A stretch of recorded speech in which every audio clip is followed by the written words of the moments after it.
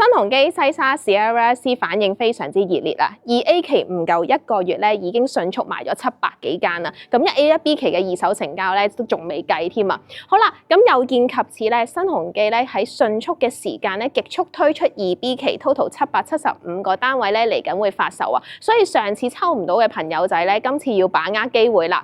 今日我率先帶大家嚟到睇4個最新嘅示範單位啊，我哋即刻去片啦！首先嚟睇咗呢一個新鴻基嘅神蹟，559尺可以開到一個細3房。我哋望下呢一間2B 期位於2座嘅20樓 F 室，實用面積559尺嘅3房。一嚟到呢度就係成大個客飯廳嘅位置，長咧約6米，闊約2.5米，非常之空曠啊。另外我哋左手邊仲有一個凹咗落去嘅開放式廚房，而呢一個開放式廚房除咗有窗之外，仲有我哋客戶非常之中意嘅明火，咁會有一個明火啦，一個電磁爐啦，同埋本身交樓標準嘅設備嘅。咁略呢啲雪櫃啊、洗衣機呢啲都係同2A 期嘅差唔多噶啦。咁我哋望下先，隔離仲會有個層架嘅，有晒感應燈啦。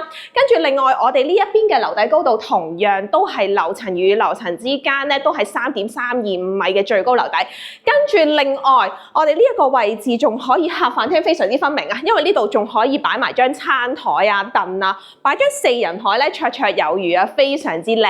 好啦，我哋喺客廳嘅左手邊呢度，我哋望下個睡房先。呢個睡房間隔非常之方正啦，不過我哋唔多講啦，落地玻璃窗設計啦。另外呢一度就會有一個同我哋2A 期有少少唔同嘅位置，我哋呢個露台係做咗一個3合1嘅環保露台，所以係非常之大嘅。而呢一邊呢個單位嘅景觀咧係可以望到個屋苑嘅內園啦，向翻東北嘅。首先望下我哋第2間嘅睡房，咁呢間睡房咧都係一個客房嘅積啦，2米乘2米嘅，咁樓底之間高度夠高咧，可以利用埋我哋嗰個樓底高度空間啦。呢一度就係浴室嘅位置，咁浴室咧同我哋2A 期嘅相對嚟講咧，交樓標準差唔多嘅。好啦，最後嚟望下個主人房先，呢個主人房咧就大約有2.6米乘2.1米嘅。咁啊，呢度就落地玻璃窗設計啦。同樣地，我哋呢間房咧都係望翻我哋客廳嘅景觀嘅。咁所以其實咧，中低層嘅位置都係可以望到個屋苑嘅好靚嘅內園景啦。而咧，我哋其實企翻出去露台個位置咧，斜少少仲可以高層啊，高層仲可以望到海景嘅。咁所以如果咧你哋都對呢一個559尺可以開到3房嘅呢個神蹟咧有興趣嘅咧，想約睇嘅隨時可以聯絡我 Ellie 啦。再嚟睇下呢間2B 期實用面積458尺嘅2房，位於2座嘅20樓 H 室搭建。好，入到嚟呢一度見到咧，我哋客飯廳位置長約6米，闊約2.4米嘅。咁喺呢一個凹位咧，就做咗一個開放式嘅 U 型廚房啦。咁呢一邊咧就會有一辣櫃，上面都係成一整辣嘅一個櫥櫃嘅空間啦。咁另外咧喺呢一度咧，發展商仲偷咗一個細細地嘅鞋櫃位嘅，咁可以放翻鞋啦。好啦，我哋望下呢一個落地玻璃窗嘅呢一個3合1嘅露台啦，咁淨係得2B 期咧呢度先會有一個3合1嘅咁大嘅露台啦，咁有22尺嘅，而呢一個單位咧就係望翻向翻西南嘅。好，我哋再望下啲房間先，咁呢個房間就係普通嘅客房啦，2米乘2米嘅一個間隔啦，正方形嘅間隔。佢旁邊呢一個就係我哋嘅客廁位置，咁呢個客廁咧就做咗一個乾濕分離嘅淋浴間，而且側邊呢度咧都做咗非常之多嘅收納櫃啊！你睇下，全部都係層架形式嘅，可以擺到好多嘢嘅。咁旁邊就係鏡櫃啦，另外我哋呢一個浴室咧係個明廁嚟嘅，攝影師可以入嚟望望先。咁係做咗一個乾濕分離嘅淋浴間嘅，咁我一個人行到入去咧，空間感都夠嘅，因為佢呈現一個長方形啦，而旁邊咧就會有一個非常之大嘅窗嘅。好啦。最後我哋望埋個主人房，咁呢個主人房咧就大約有3米乘以2米1嘅，咁可以見到落地玻璃窗之餘咧，呢一個單位咧就冇咗個工作露台位，因為有時有啲客戶咧就唔係好中意個工作露台，但係呢邊咧就會做咗一個對流窗嘅，咁兩邊都係落地玻璃窗嘅設計。嚟緊我哋要參觀呢一間咧係我哋3棟2B 期入邊咧一個最細嘅2房，即實用面積係416尺嘅，位於我哋2座20樓 B 單位搭建嘅。咁我哋入去望下先。咁呢個單位咧可以望到咧，我哋房間咧係左右兩邊開積嘅。咁我哋形容呢一個為一個飛機積啦。咁可以見到門後邊咧就會有一個到頂嘅鞋櫃嘅。係啦，發展商都可以利用到呢個凹位啦，做埋個鞋櫃咧俾客戶嘅。咁咁亦都有插頭啊、USB 線啊咁樣啦。咁左邊呢一度咧就會有個 L 型嘅開放式廚房嘅。咁呢一個開放式廚房咧個工作台面呢度都好長嘅。咁同埋咧就做晒一啲到頂嘅高身嗰啲櫥櫃啦呢啲。咁下邊咧就本身交樓標準嘅一啲設備啦，煲雪櫃啊咁樣啦。咁另外我哋呢一度咧個客飯廳位置咧非常之長嘅，長咧亦都有成4.7米嘅，闊咧都有成2.4米嘅。咁空間感咧都 OK 嘅，因為416尺咧開2房即嚟講咧，呢一個客飯廳咧都俾晒充足夠嘅空間你啦。咁另外我哋望下露台先。露台咧就係一個環保露台設計啦，所以我哋係會大過平時我哋睇嘅2A 期嘅。咁另外咧，我哋會有個冷氣機嘅平台位置。好啦，首先望下第一間嘅客房先。咁呢一間嘅客房咧就會係一個長形嘅設計嚟嘅。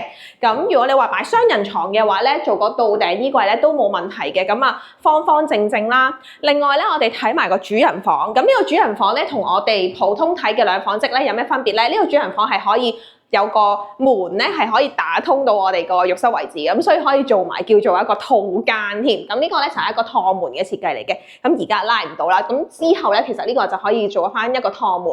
咁譬如主人房呢一度想去翻浴室咧，就唔需要咧又兜翻去出面個大門度啦。咁而呢一個主人房嘅位置咧，咁擺到雙人床咧，仲會有位可以擺到個書櫃啊、書台，跟住再拉埋一個衣櫃位嘅，係可以嘅。好，我哋再搖身一變咁樣穿翻嚟咧，呢一個浴室嘅位置先。咁浴室有個大嘅鏡櫃啦，兩邊嘅，咁入邊就做晒收納空間噶啦。另外咧，我哋呢個唔係一個名詞嚟嘅，不過我哋都會做咗一個乾濕分離嘅一個淋浴間設計。咁入去呢一個位咧都寬闊嘅，我自己行到入去我都覺得幾豐闊嘅，係啦。咁呢一個咧就會係2B 期一個最細嘅2房單位，416尺。咁唔知你哋覺得夠唔夠用咧？最後我哋過嚟睇埋呢間3房1套，實用面積657尺，位於2座20樓 A 室嘅單位啦。咁入到嚟門口呢一度咧，咁就我哋見到呢一個單位咧係一個大裝修家私嘅示範單位。咁咧，我見到呢一個位置咧，門後邊咧都暗藏玄機喎，因為原來咧嗰個洗衣機會放翻喺呢一邊啦。咁另外咧，鞋櫃位置咧，其實雖然唔會話好大嘅，咁但係咧發展商咧就非常之貼心啊。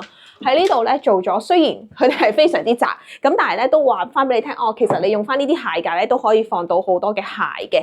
咁另外呢邊都係嘅。呢邊都係做咗一啲鞋櫃嘅一個設計啦，咁係一啲層板嘅設計嚟嘅。咁可以望到咧，下邊擺洗衣機，上面就可以擺翻啲清潔用品啦。咁入邊咧都好深嘅，而且電錶箱咧都會喺翻入邊嘅。好啦，我哋望翻呢一個客飯廳嘅位置先。咁可以見到飯廳呢邊咧就擺到一個6人嘅餐台啦。咁啊雖然係話僅擺到呢個空間唔係話好大，但係都可以擺到一個6人嘅餐台嘅。咁另外我哋喺客廳呢一邊咧，擺咗梳化同電視櫃咧，中間仲可以擺到個細茶几嘅，咁所以呢個空間感咧都係唔錯嘅。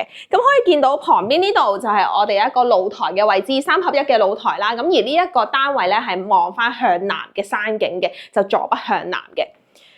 咁好啦，我哋睇翻呢一個單位先。我哋首先睇下個廚房位置。咁廚房係一個緊廚嘅設計嚟嘅。咁啊，洗衣機擺翻去出邊啦，利用埋個空間。咁左右兩邊咧都係做咗一個有櫥櫃啦，亦都有一個備餐區嘅位置嘅。咁呢度可以咧，譬如煮嘢食嘅時候，呢度唔夠位擺，就可以擺翻嚟呢邊啦，就方便煮嘢食嘅。咁另外都係有翻個窗啦，同埋旁邊咧就做晒非常之多嘅收納空間嘅。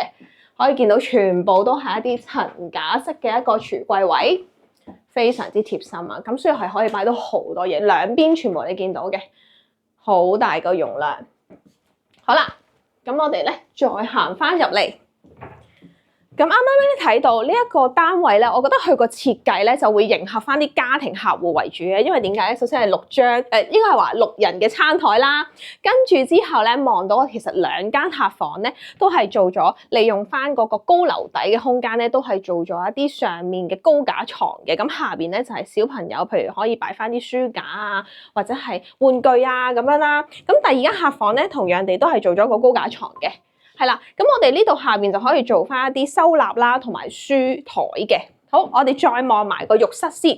咁浴室咧就會係一個乾濕分離嘅淋浴間設計嚟嘅。咁而旁邊呢度咧，除咗有一個非常之大嘅鏡櫃之餘咧，我哋仲係有一個非常之大嘅一個收納嘅層架嘅。非常之大。咁而淋浴間就會喺呢一邊啦，可以睇埋。嗱，咁我一個人咧行到入去咧都綽綽有餘嘅，空間感都啱啱好咯，即係唔可以話好闊，但係啱啱好嘅都。好啦，另外呢一邊咧，我哋望埋個主人房。